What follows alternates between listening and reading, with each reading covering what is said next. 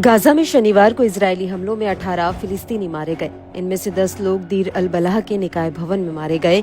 वहां पर वे लोग राहत सामग्री लेने के लिए आए थे।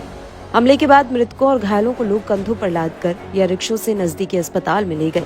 इजरायली सेना ने बताया है कि मारे गए लोग शरणार्थियों और राहत सामग्री के भंडार की आड़ में छिपे हुए हथियारबंद लड़ाके थे, जबकि दूसरा बड़ा इजरायली हमला गाजा सिटी में हुआ। वहां पर एक महिला और उसके बच्चे समेत 7 लोग मारे गए।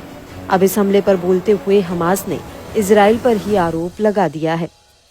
हमास का कहना है कि इजरायली सेना ने हाल ही में प्रतिरोध समूहों द्वारा बंदी बनाए गए शासन सैनिकों को खत्म करने के लिए गाजा पट्टी में एक स्थान पर जानबूझकर और बार बार हमला किया है।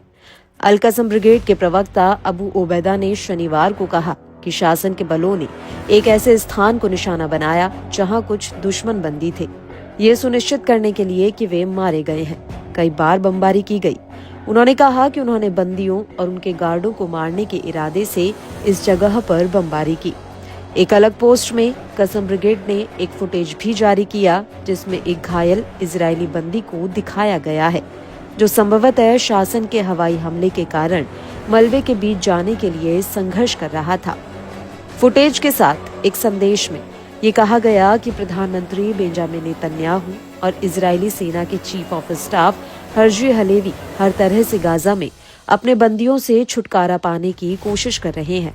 हमास ने 7 अक्टूबर 2023 को कब्जे वाले क्षेत्रों के खिलाफ अपने अभूतपूर्व अभियान के दौरान लगभग 250 लोगों को बंदी बना लिया।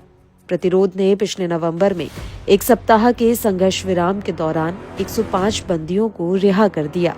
सितंबर में दक्षिणी गाजा पट्टी पर इजरायली हवाई हमले में 6 बंदी मारे गए थे। इस बीच मिस्र, कतर और अमेरिका ने एक बार फिर से गाजा में युद्ध विराम की कोशिशें तेज की हैं।